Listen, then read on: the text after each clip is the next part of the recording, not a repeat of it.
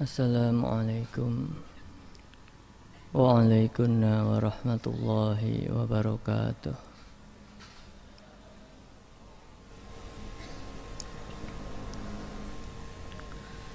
Bismillahirrahmanirrahim. Alhamdulillahi sholatu wassalam alaika wal ali ya khairal anam. Rabbun karim wa anta dhu khuluqin azim. Fashfa' lana 'indal karim.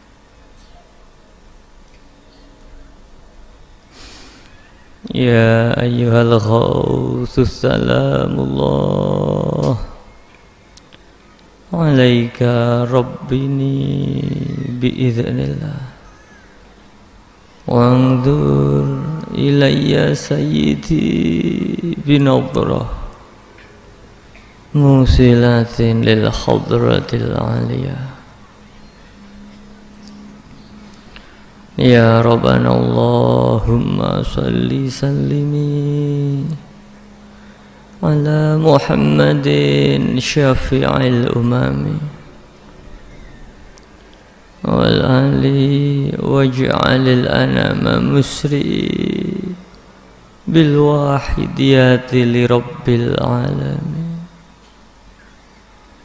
Ya Rabbana ufir yassir iftah wahdina qarib wa alif bainana ya Rabbana.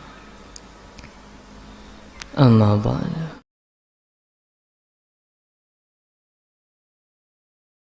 Dengan kita para pengamal wahidiyah secara umum, pengamal wahidiyah adalah orang yang mengamalkan sholawat wahidiyah, di mana sholawat wahidiyah itu sendiri adalah sebuah doa bacaan yang dirangkai dalam sebuah sholawat yang ditaklif atau dikarang oleh beliau Mbah Kiai Haji Abdul Majid Ma'ruf qaddasallahu sirah wa radhiyallahu an, kurang lebih sekitar tahun 1963 di Pondok Pesantren Kedunglo Al-Munadharah. Apa tujuan, apa manfaat dari mengamalkan sholawat wahidiyah? Mengamalkan sholawat wahidiyah memiliki faedah yang paling utama, yakni untuk menjernihkan hati dan makrifat billah. Terdengar klise, terdengar ya semua amalan tujuannya adalah untuk mendekatkan diri kepada Allah. Tetapi alhamdulillah di dalam sholawat wahidiyah ini bukan hanya bacaan sholawat, tetapi kita dibimbing secara praktis, sehingga sholawat wahidiyah ini merupakan satu terapan yang bisa diterapkan dan dipraktekkan, diamalkan, yakni sholawat beserta ajarannya. Maka alhamdulillah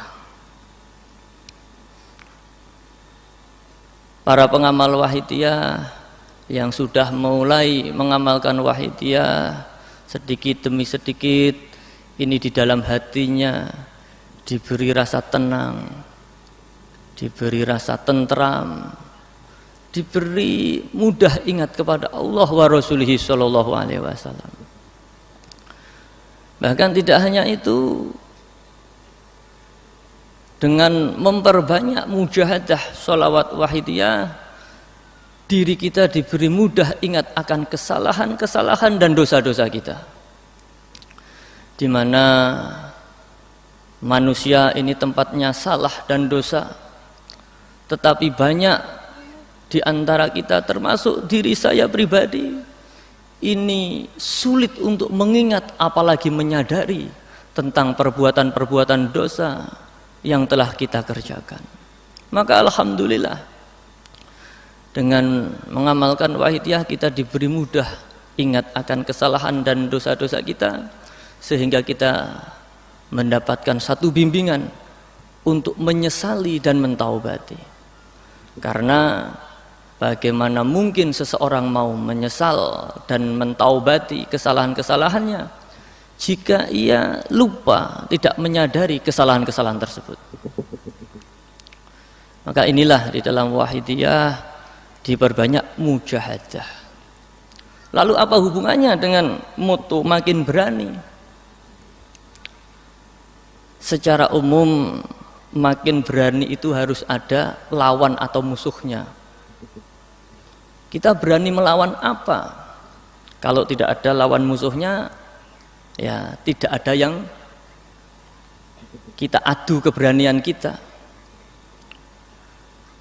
Maka disinilah kesinambungan bahwasanya di dalam Wahidiyah kita diajak untuk bersungguh-sungguh untuk melawan hawa nafsu. Maka sampai di mana keberanian kita di dalam melawan hawa nafsu kita? Kalau perang zaman beliau Rasulullah SAW, beliau perang dengan para sahabat pada perang Badar, perang-perang yang lainnya. Kemudian ketika pulang dari peperangan tersebut, beliau Rasulullah dawuh, roja'na min jihatil asghar ila jihatil akbar. Kemudian para sahabat bertanya-tanya, ya Rasulullah, perang apa yang lebih besar dari perang ini ya Rasulullah? Beliau Kanjeng Nabi kemudian menjawab, perang melawan hawa nafsu. Maka para hadirin hadirat khususnya para pengamal Wahidiyah, ketika kita berhadapan dengan nafsu kita, seberapa berani kita untuk melawan hawa nafsu kita? Melawan bukan untuk dimusnahkan, tetapi melawan untuk dikendalikan para hadirin hadirat. Karena nafsu ini tidak bisa dimatikan, tetapi bisa dikendalikan. Justru nafsu kita jadikan kendaraan untuk mengabdikan diri kepada Allah, bukan diri kita yang dikendarai dan dikuasai oleh nafsu-nafsu yang ada di dalam diri kita. Maka alhamdulillah, sedikit demi sedikit para pengamal Wahidiyah merasakan nikmat, merasakan barokah, merasakan asror dari pengamalan sholawat Wahidiyah. Namun para hadirin hadirat, jika kita tidak bersungguh-sungguh, jika kita tidak bersyukur tentang nikmat-nikmat Allah termasuk nikmat Wahidiyah, maka nikmat tersebut akan diangkat, bahkan diganti dengan satu azab yang sangat kejam. La in syakartum la azidanakum wa la in kafartum inna adzabillahi syadid. Bahwasanya Allah akan melipat gandakan bagi siapa saja yang bersyukur kepada Allah atas nikmat-nikmat Allah. Namun sebaliknya Allah akan menghukum bagi siapa yang ingkar, tidak bersyukur kepada Allah. Lalu pertanyaannya, apa yang harus kita syukuri dan bagaimana cara kita bersyukur? Yang harus kita syukuri adalah semua nikmat yang Allah berikan kepada kita. Mungkin secara awam kita yang ada di pikiran kita, nikmat-nikmat itu adalah berupa nikmat harta, nikmat harta benda, nikmat keuangan dan lain sebagainya, pekerjaan dan lain sebagainya, rizki makanan dan lain sebagainya. Namun sesungguhnya itu bagian dari nikmat kecil yang Allah berikan kepada kita. Lalu apa nikmat yang besar? Seringkali kita tidak menyadari ketika kita berdoa, ya Allah berilah rizki kepadaku, ya Allah berilah nikmat kepadaku, ya Allah. Tanpa ia sadar, ia bisa berdoa, ia bisa melihat, mendengar dan bernafas. Itu merupakan nikmat Allah yang sangat luar biasa. Sehingga sering kita kufur, kita bekerja seharian di jalanan, kena panas terik matahari, kemudian penghasilan atau pendapatan yang kita dapatkan tidak sesuai dengan yang kita harapkan. Kemudian di dalam hati kita semacam protes kepada Allah, ya Allah saya sudah bekerja seharian, tetapi mengapa engkau tidak memberikan nikmat hari ini kepadaku ya Allah?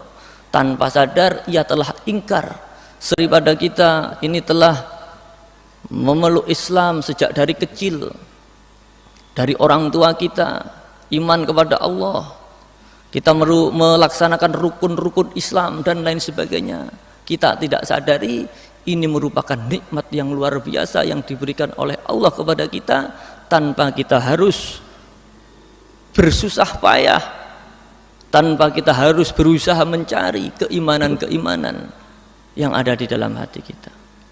Namun seringkali keimanan yang kita anggap iman selama ini masih sebatas iman bil ilmi.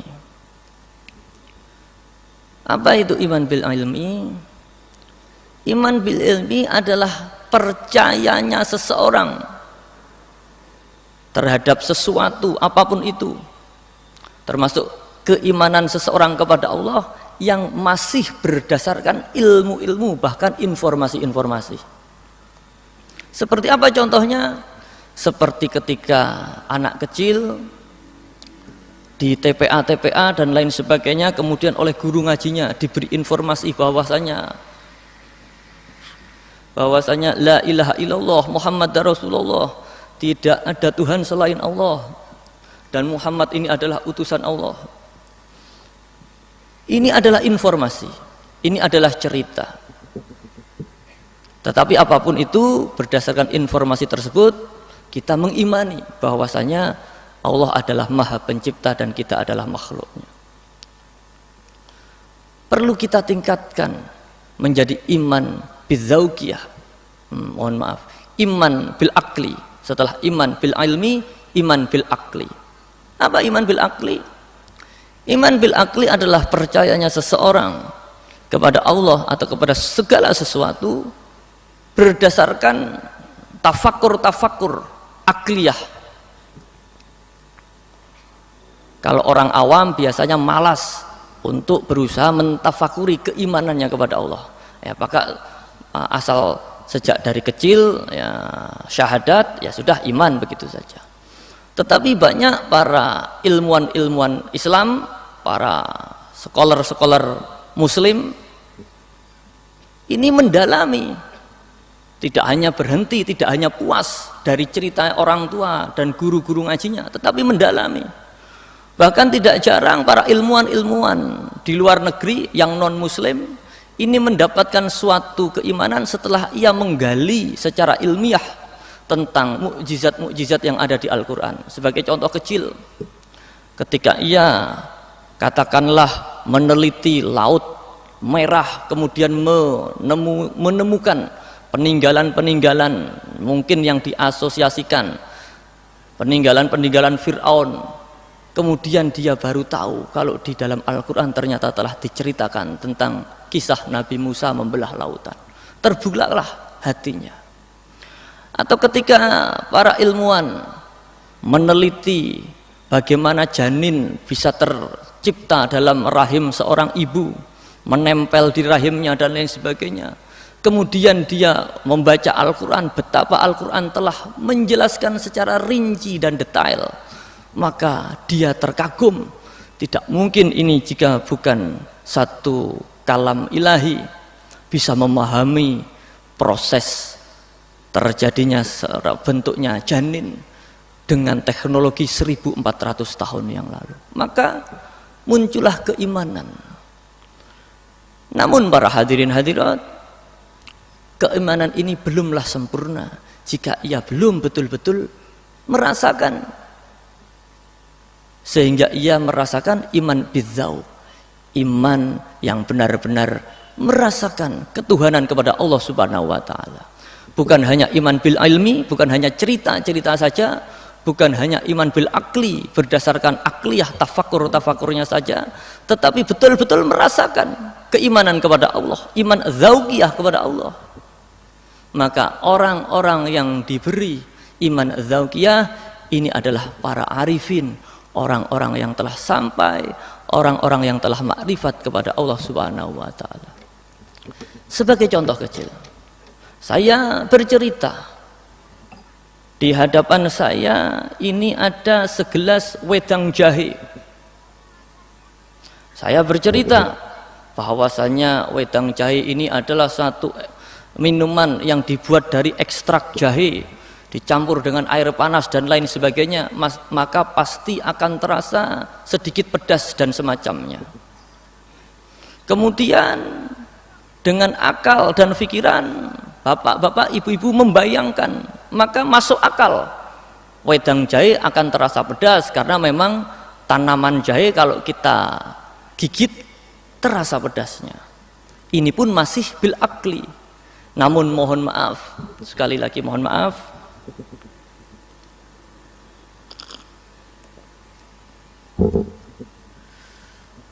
keimanan Bapak Ibu sekalian terhadap wedang jahe yang ada di hadapan saya ini tidak akan bisa sama dengan apa yang saya rasakan, karena saya baru saja meminum wedang jahe tersebut dan rasanya betul-betul panas, rasanya betul-betul pedas.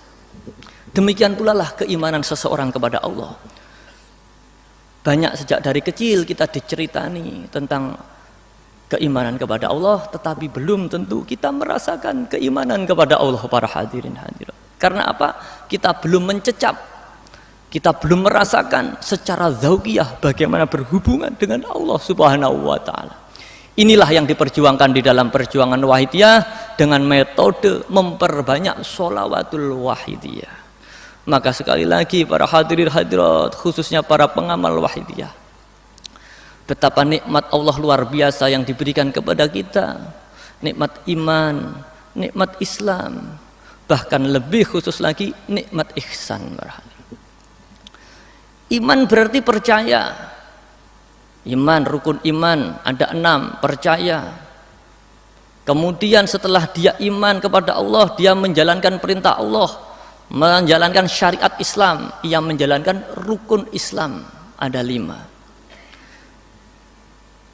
Namun jika ia hanya iman, berhenti pada iman dan Islam, bisa jadi keimanannya, bisa jadi keislamannya ini terasa kering dan hambar.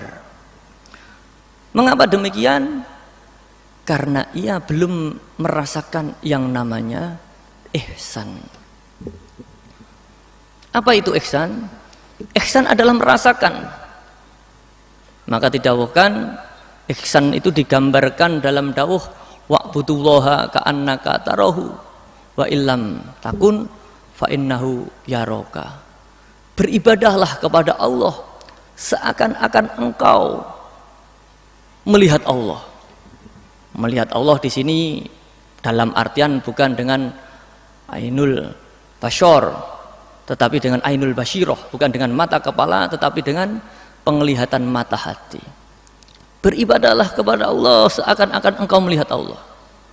Jika engkau tidak bisa beribadah kepada Allah dengan melihat Allah, merasalah engkau senantiasa dilihat oleh Allah. Sering saya mencontohkan, pada malam hari ini Bapak PJ Bupati tidak dapat hadir, diwakili oleh Bapak Kabak Kesra. Maka jika kita fahami hanya sebatas lahiriah, Bapak PJ Bupati bisa dikatakan tidak hadir di tengah-tengah kita. Beliau diwakili oleh Bapak Kabak Kesra. Namun jika kita merasakan lebih mendalam, berlangsungnya, diizinkannya, terlaksananya acara pada malam hari ini tentunya tidak lepas dari rekomendasi izin yang mana ini terus menyambung mulai dari izin RT, RW, lurah, camat hingga Bapak PJ Bupati, hingga kemudian Bapak PJ Bupati memberikan izin atau rekomendasinya dan diteruskan oleh pejabat-pejabat di bawahnya sehingga acara pada malam hari ini bisa terlaksana. Maka bisa dikatakan walaupun tidak secara lahiriah, tidak secara langsung, beliau hadir di tengah-tengah kita dengan kudroh dan irodahnya, dalam artian dengan kewenangannya, yang mana kewenangan ini memang dijamin oleh undang-undang, maka beliau bisa memberikan satu pengayoman sehingga acara pada malam hari ini bisa terlaksana. Maka banyak para hadirin hadirat, ketika kita sholat, kita niat menghadap kepada Allah, tetapi mata kepala kita tidak melihat Allah. Ini salah dalam kita memahami melihat kepada Allah. Jika kita memahami bahwasanya kita sholat bisa berdiri, bisa bernafas, akal dan ingatan kita bisa bekerja dengan sempurna, pendengaran kita bisa bekerja sempurna, ini semua adalah kudrah irodahnya Allah, kekuatan dari Allah. Maka pada saat itu Allah hadir di dalam sholat kita, para hadirin. Inilah yang sering tidak kita rasakan, para hadirin hadirin.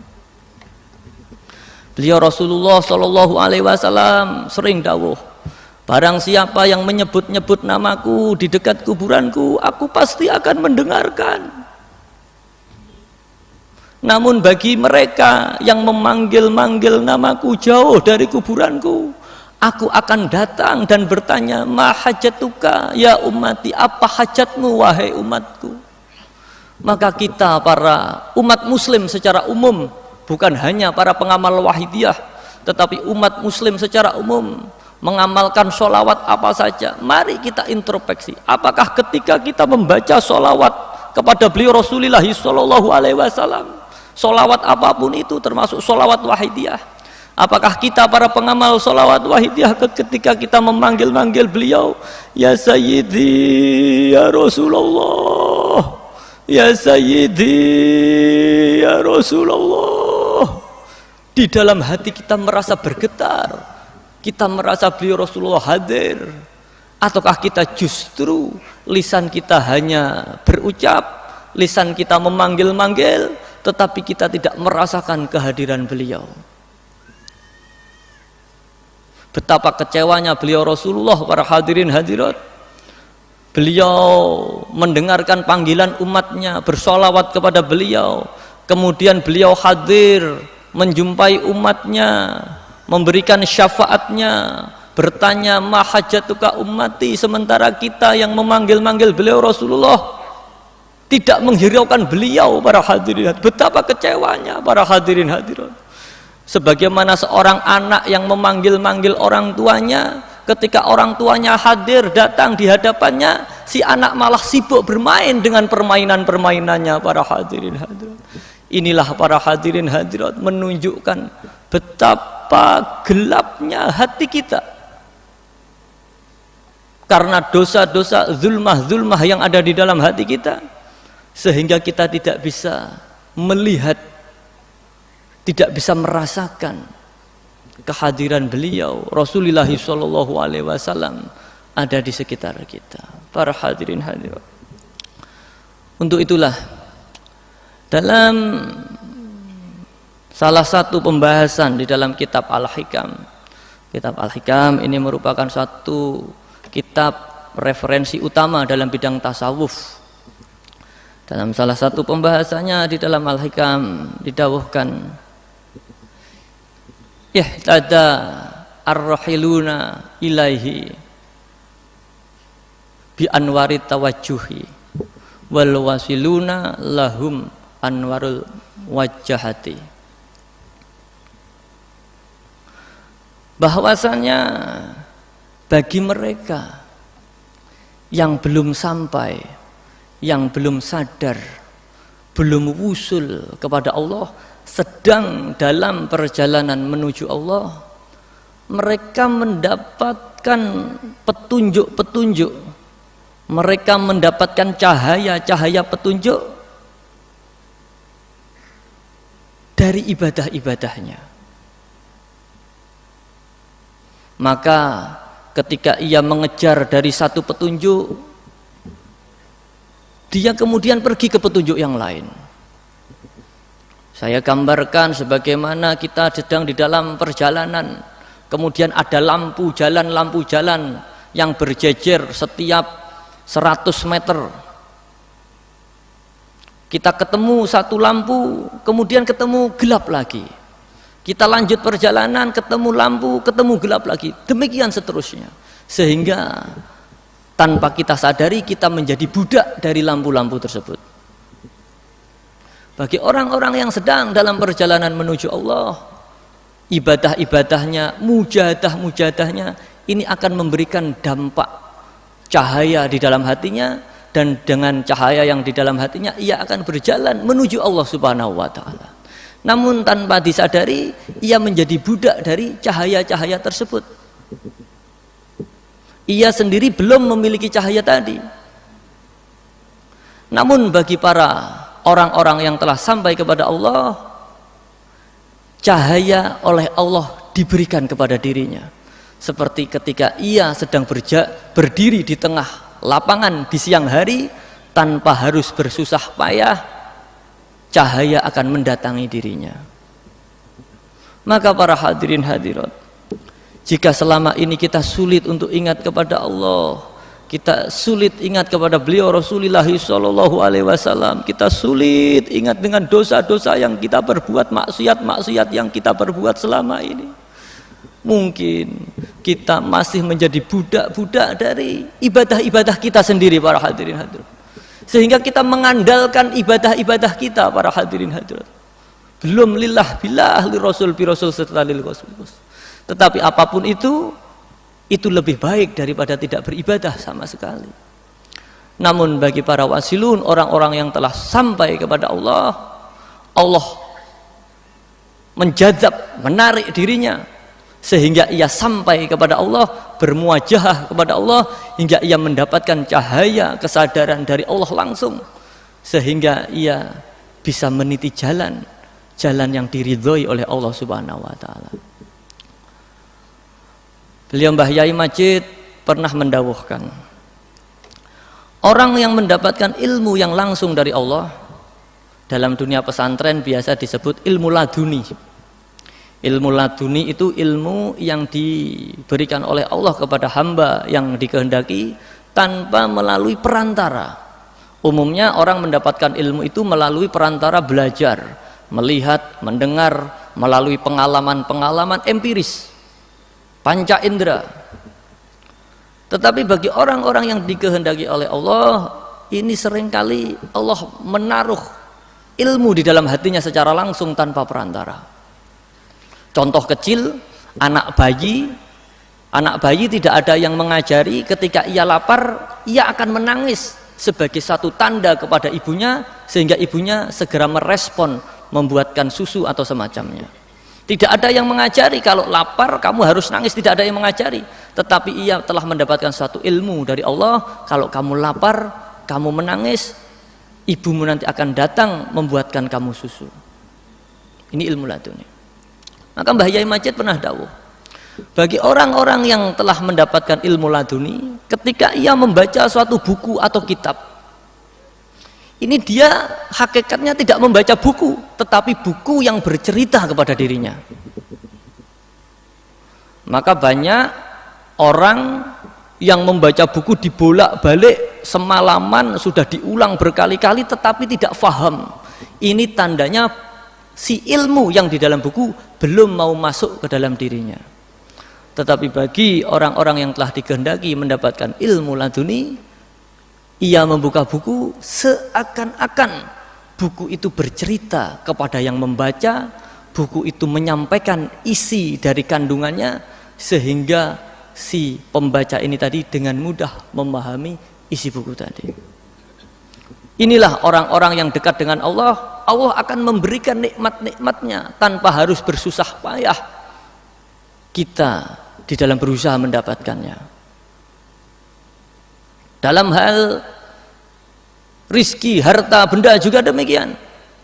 Beliau Kanjeng Romo Latif pernah mendawuhkan, orang-orang yang dikehendaki Allah, orang-orang yang tajrid, orang-orang yang betul-betul menggantungkan diri kepada Allah, ini tidak harus bersusah payah bekerja mencari uang, tetapi uang didatangkan oleh Allah kepada dirinya. Istilah Kanjeng Romo, bondo ngelamar para hadirin. Artinya harta benda yang melamar kepada seseorang tersebut, ingin dimiliki oleh seseorang tersebut. Umumnya orang yang mencari harta benda, tetapi bagi orang-orang khusus ini harta benda yang melamar kepada seseorang tersebut, dan itu pun belum tentu diterima. Maka banyak waliullah itu hidup sederhana bukan karena tidak mampu, tetapi beliau memang mengambil prinsip membatasi diri, tajrid, maka dengan ketajridannya Allah mencukupi segala kebutuhannya. Inilah para hadirin dan hadirat, maka kembali lagi, la in syakartum la azidanakum wa la in kafartum inna adzabillahi syadid. Kita sebagai pengamal wahidiyah, berapa lama kita mengenal wahidiyah? Berapa tahun kita mengamalkan wahidiyah? Apakah kita sudah bersungguh-sungguh di dalam mengamalkannya, atau kita masih bermain-main di dalam mengamalkannya? Apakah kita sudah betul-betul mengamalkan hingga merasuk ke dalam hati kita, menjiwai di dalam hati kita, sehingga 24 jam di dalam hati kita senantiasa berzikir kepada Allah, ingat kepada Allah wa Rasulih sallallahu alaihi wasallam?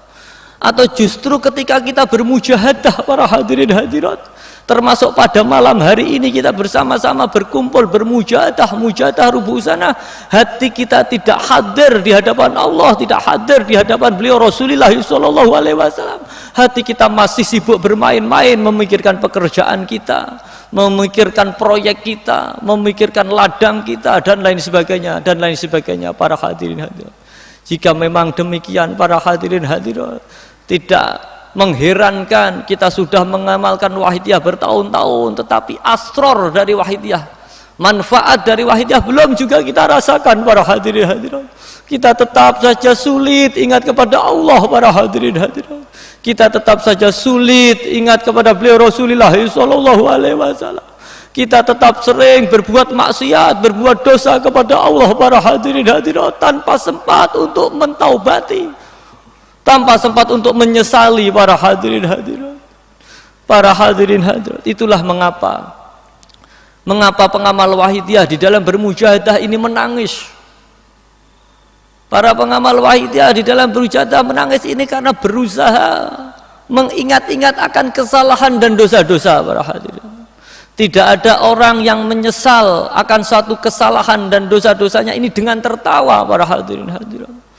Maka ada dawuh, barang siapa yang banyak tertawa di dunia, ia akan banyak menangis di akhirat. Sebaliknya, barang siapa yang banyak menangis di dunia, ia akan banyak tertawa bahagia di akhiratnya nanti para hadirin hadirat. Untuk itu para hadirin hadirat, yang terakhir mari kita praktekkan mujahadah sholawatul wahidiyah. Bagi para hadirin hadirat yang hadir di tempat ini yang belum mengenal wahidiyah atau yang belum hafal dengan sholawat wahidiyah, mari bersama-sama dengan kami bermujahadah. Monggo panjenengan membaca doa, wirid atau sholawat apapun yang biasa panjenengan baca, atau jika berkenan bersama-sama dengan kami membaca nida ya sayyidi ya Rasulullah, ya sayyidi ya Rasulullah, diulang-ulang sampai permohonan ini selesai. Yang paling penting, mari kita senantiasa DP-DP, senantiasa bersungguh-sungguh merasa banyak dosa. Jangan ada di antara kita yang tidak merasa berdosa para hadirin hadirat, khususnya bapak-bapak sekalian. Mari para bapak-bapak sekalian, kita ingat bagaimana keluarga kita di rumah, anak istri kita bekerja siang dan malam, terkadang kecampuran dengan rizki-rizki yang tidak diridhoi oleh Allah para hadirin hadirat. Kita beri anak kita beri istri kita dari hasil-hasil yang tidak diridhoi oleh Allah para hadirin hadirat. Maka menjadi wajar jika anak-anak kita sulit taat kepada orang tuanya, adabnya tidak baik. Ini karena yang dikonsumsi, yang dicarikan dari orang tuanya ini adalah hal-hal kecampuran yang tidak baik. Mari kita mohon ampun kepada Allah wa Rasulih sallallahu alaihi wasallam. Mari kita memohon ampunan kepada orang, memohonkan ampun kepada orang tua kita, baik orang tua kita yang masih hidup, mungkin di antara kita masih ada orang tua kita yang masih hidup, baik yang masih diberi kesehatan jasmania ataupun yang sudah mulai sakit-sakitan para hadirin hadirat. Bahkan mungkin ada di antara kita orang tua kita yang sudah meninggal para hadirin hadirat. Jangan-jangan keluarga kita, orang tua kita meninggal belum kenal kepada Allah wa Rasulih sallallahu alaihi wasallam para hadirin hadirat. Mari kita mohon kepada beliau Rasulullah sallallahu alaihi wasallam. Mari kita mohon syafaat ya Rasulullah. Mohonkanlah ampunan kepada Allah atas dosa-dosa kami, keluarga kami, anak, istri, keturunan kami. Mohonkan ampunan kepada Allah atas dosa-dosa orang tua kami, baik yang masih ada ataupun yang sudah meninggal. Mari para hadirin hadirat, jangan ada satupun di antara kita yang tidak merasa berdosa pada malam hari ini. Justru ketika kita sulit mengingat dosa-dosa kita, ini menandakan hati kita dipenuhi zulmah-zulmah atau kotoran-kotoran sehingga gelap gulita, sulit ingat akan kesalahan dan dosa-dosa. Para hadirin hadirat, mari kita tata adab lahiriah terutama batiniyah. Jangan sampai ada yang tidak merasa beliau Rasulullah sallallahu alaihi wasallam hadir. Para hadirin hadirat, jangan ada yang merasa beliau Kanjeng Rama Yai Latif dan Mbah Yai Majid tidak hadir. Para hadirin, beliau hadir. Para hadirin hadirat, hanya gelapnya hati kita yang tidak merasakan kehadiran beliau. Para hadirin hadirat, mari para hadirin. Al-Fatihah. Al-Fatihah.